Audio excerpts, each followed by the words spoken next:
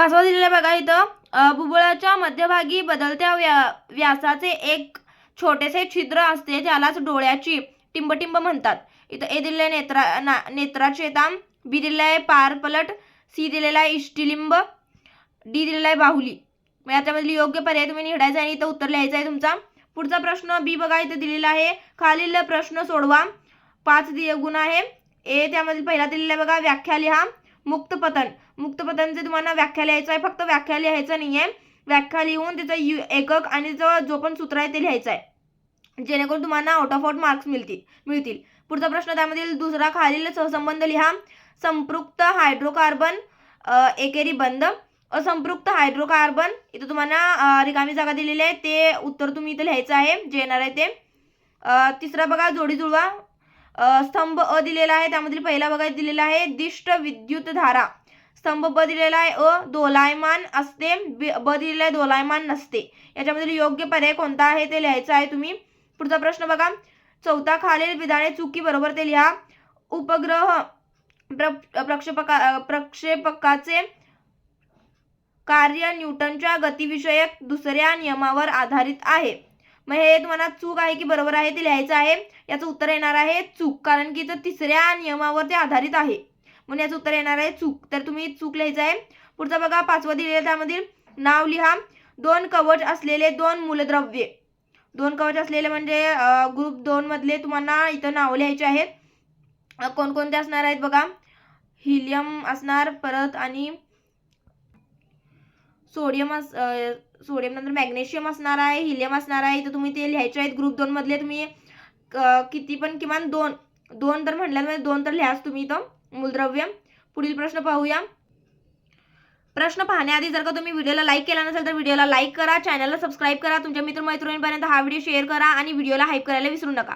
तर बघा, प्रश्न दुसरा मधील अ दिलेला आहे, शास्त्रीय कारणे लिहा. कोणतेही 2, इथं तुम्हाला 3 दिलेले आहेत, त्यापैकी कोणतेही 2 अटेम्प्ट तुम्ही करायचे आहेत.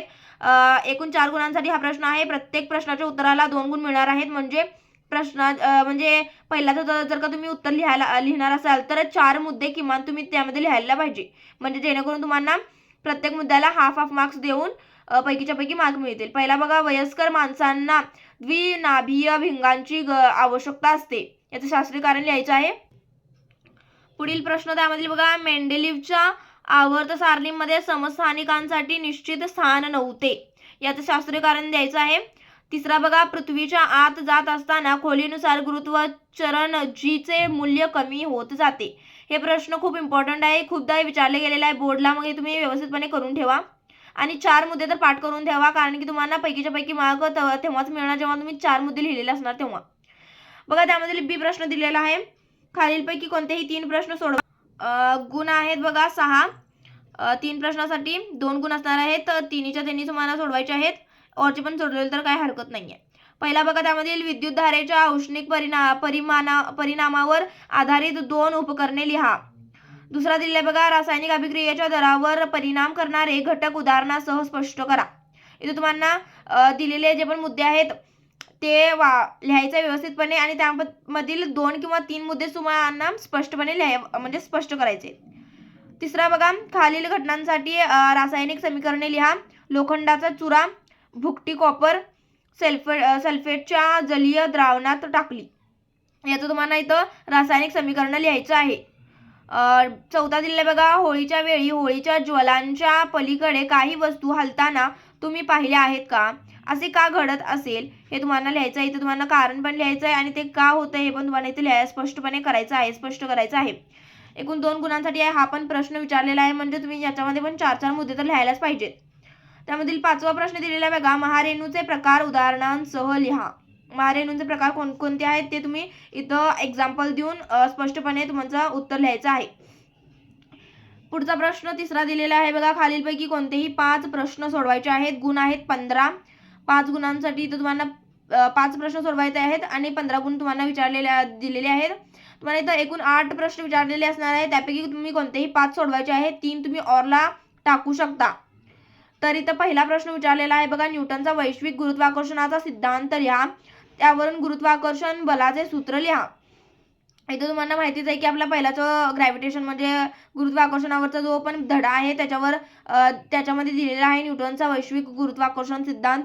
तो काय म्हणतोय त्याचं एक्झाम्पल आहेत आणि त्याचा फॉर्म्युला जो पण असणार आहे जी M1 M2 छेद d² जी पण व्हॅल्यू आहे फॉर्म्युला आहे ते तुम्ही लिहायचं आहे. त्याचं एकक लिहायचं आहे. तिच्या जे पण किंमत असणार आहे जीची ते तुम्हाला इथं लिहायचे आहे आणि पूर्णपणे इथं व्यवस्थितपणे स्पष्टपणे इथं तुम्हाला उत्तर मांडायचं आहे. पुढील प्रश्न बघा.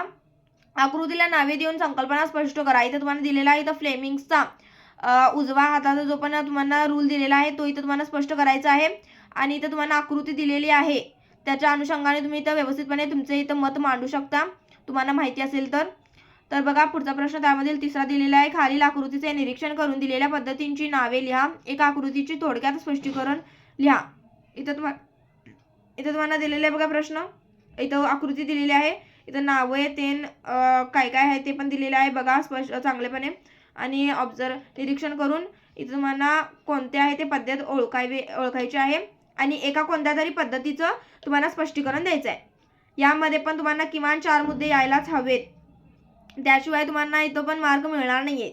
एका पद्धतीची दोन्ही पद्धतींची तर नावं मग स्पष्ट केला तर इथं 1 मार्क मिळतील आणि तुम्ही जर का एका समजा याच्याबद्दल तुम्ही एक्सप्लेन करणार आहात या आकृतीबद्दल तर त्याच्यामध्ये पण तुम्हाला 4 ते 5 मुद्दे लिहावे लागणार आहेत तरच तुम्हाला पैकीच्या पैकी मार्क मिळतील. पुढील प्रश्न पाहूया आपण. याच्यामध्ये प्रत्येक प्रश्नाच्या उत्तराला 3 गुण असणार आहेत. त्या हिशोबाने तुम्हाला मुद्दे लिहायचे आहेत आणि उत्तर पण तुमचं व्यवस्थितपणे नीटनेटका पेपर तुमचा असला पाहिजे. तेव्हाच आहे की नाही त्या शिक्षकांना बघितल्या वाटायला पाहिजे की हा छान आहे पेपर, छान लिहिलेला आहे, चांगलं वाटायला पाहिजे. सकारात्मक दृष्टिकोन तुमच्याबद्दल निर्माण व्हायला पाहिजे जेणेकरून तुमच्यात जे पण सिली मिस्टेक्स असणार आहेत ते पण ते शिक्षक अवॉइड करू शकतात. तर व्यवस्थित जेवढा नीटनेटका असेल तेवढा तुम्ही पेपर सुटसुटीत लिहायचा आहे. पुढील प्रश्न पाहूया बघा आपण. चौथा प्रश्न दिलेला आहे. खालील तक्ता जुळवा. पहिला दिलेला बघा अभिकारके दिलेले आहेत BaCl2 प्लस ZnSO4 आणि दुसरा दिलेला आहे 2AgCl. तिसरा दिलेला आहे H2O प्लस CO2. उत्पादितेमध्ये दिलेला आहे H2CO3 BaSO4 प्लस ZnCl2 आणि तिसरा दिलेला आहे 2Ag प्लस Cl2. अभिक्रियेचा प्रकार बघा दिलेला आहे अपघटन, संयोग, दुहेरी विस्थापन. इथं तुम्हाला जोड्या जुळवायच्या आहेत तिन्हींच्या पण आणि तुम्ही बारका मुलांसारखं ते जोड्या लावत बसू नका. तुम्हाला इथं पहिला कॉलम लिहायचा आहे त्याचं उत्तर ॲरो करून इथं समोर लिहायचं आहे आणि त्याचं ॲरो करून आणि त्याचं उत्तर जे पण असणार ते लिहायचं आहे. बारक्या मुलांसारखं जोड्या जुळवत बसू नका किंवा ते ऑप्शन पण मध्ये लिहू नका. तुम्हाला असं स्पष्टपणे उत्तर ॲरो करून समोर लिहायचं आहे तेव्हाच तर तुम्हाला इथं मार्क मिळतील. नसतं तर इथं तुमचं मार्क कट होऊ शकतात. पुढील प्रश्न दिलेला आहे बघा. 5वा उपग्रहाची भ्रमणकक्षा म्हणजे काय? कृत्रिम उपग्रहाच्या भ्रमणकक्षेचे वर्गीकरण कशाच्या आधारे व कसे केले जाते? तुमचा जो पण 10वा धडा आहे त्याच्या आधारे हा प्रश्न विचारलेला आहे. त्याचा पण अभ्यास करा आणि जर का तुम्ही ते केला असेल तर तुम्हाला इथं याचं उत्तर देता येणार आहे.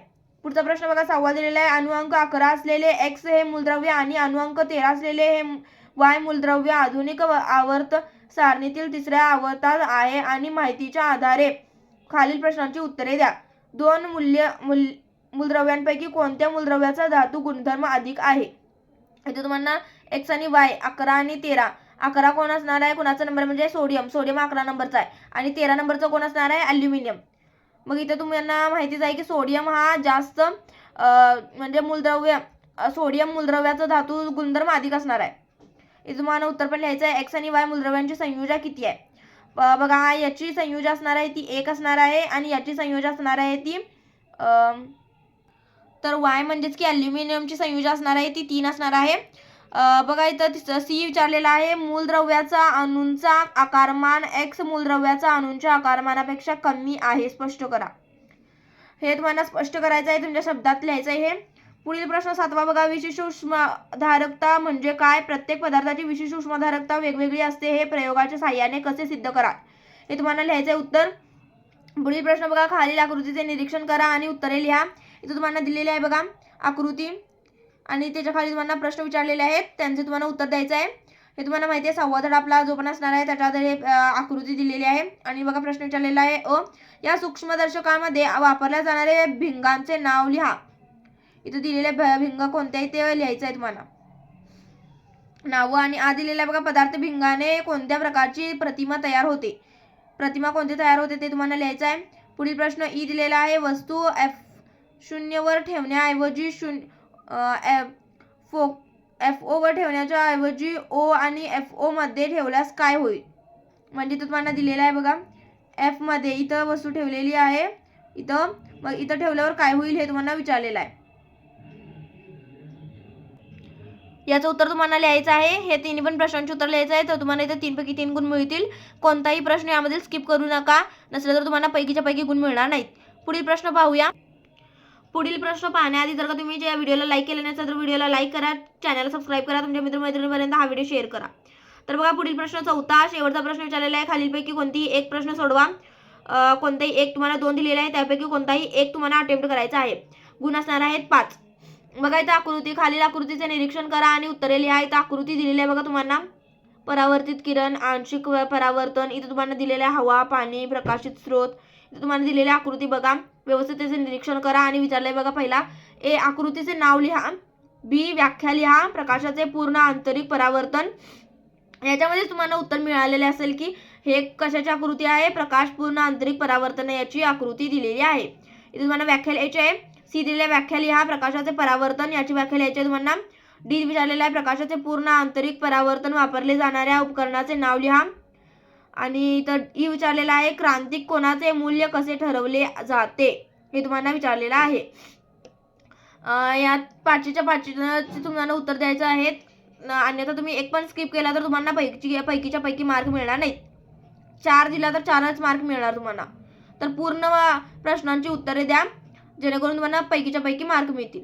बघा इथं दुसरा दिलेला ऑरसाठी ए कार्बनी संयुगाचे रासायनिक गुणधर्म आधारे खालील तक्ता पूर्ण करा. इथं बघा अभिक्रिया, कार्बनी संयुगाचे रासायनिक गुणधर्म.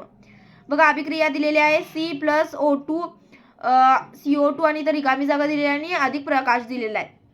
मग इथं उत्तर काय येणार ते तुम्हाला इथं लिहायचं आहे. आणि इथं तुम्हाला कार्बन संयुगाचे रासायनिक गुणधर्म कोणते असणार आहे इथे लिहायचं आहे. तिसरं दिलेलं आहे बघा CH3 CH2OH आणि इथं तुम्हाला पूर्ण रिॲक्शन दिलेली आहे आणि इथं तुम्हाला पूर्ण दिले. इथं कोणतंही तुम्हाला काय करायचं नाही आहे. 3 दिलेलं आहे बघा इथं आणि इथं तुम्हाला कार्बनी संयुगाचे रासायनिक गुणधर्म विचारलेला आहे ते तुम्हाला लिहायचं आहे. चौथा दिलेला आहे तुम्हाला इथं अभिक्रिया लिहायची आहे आणि तुम्हाला कार्बनी संयुगाचे रासायनिक गुणधर्म दिलेला आहे जे की आहे प्रतियोजन अभिक्रिया इथे दिलेले आहे आणि इथं तुम्हाला अभिक्रिया लिहायची आहे. बी दिलेला आहे बघा. ए हे सोडवल्यानंतर तुम्हाला बी पण सोडवायचं आहे. ऑरला टाकायचं नाही कोणत्याही दुसऱ्या प्रश्नामधील. ए आणि बी कंपल्सरी तुम्हाला सोडवायला लागणार आहे. याच्यापेक्षा सोपा तुम्ही एक आणि पहिला सोडवा कारण की त्यामध्ये 5 प्रश्न विचारलेले आहेत ते पण आकृतीच्या आधारे खूप सोपे प्रश्न विचारलेले आहेत. म्हणून ह्या प्रश्नापेक्षा ते प्रश्न खूप सोपा आहे. ते सोडवणार असलं तर सोडवा, हे सोडवणार असलं तर सोडवू शकता तुमची इच्छा. खालील प्रश्न सोडवा. पहिला दिलेला आहे इथेनॉल अल्कोहोल मध्ये सोडियम धातूचा तुकडा टाकला तर काय होईल. दुसरा दिलेला आहे अतिरिक्त संहत सल्फ्युरिक ऍसिड बरोबर 170 अंश तापमानाला इथेनॉल तापवले असता काय होईल. तिसरा दिलेला आहे ऍसिड उत्प्रेरकाच्या उपस्थितीत इथेनॉइक ऍसिड इथेनॉलशी अभिक्रिया केली तर काय होईल. तुम्हाला तिन्ही पण प्रश्नांची उत्तरे लिहायची आहेत. ए पण सोडवायचं आहे, बी पण सोडवायचं आहे तरच तुम्हाला पैकीच्या पैकी गुण मिळतील. तर बघा व्हिडिओ शेवटपर्यंत पाहण्यासाठी धन्यवाद. तुम्ही व्हिडिओला लाईक केला नसेल तर व्हिडिओला लाईक करून घ्या, चॅनलला सबस्क्राईब करा, तुमच्या मित्रमैत्रिणींपर्यंत हा व्हिडिओ शेअर करा आणि व्हिडिओला हाईप करायला विसरू नका. धन्यवाद.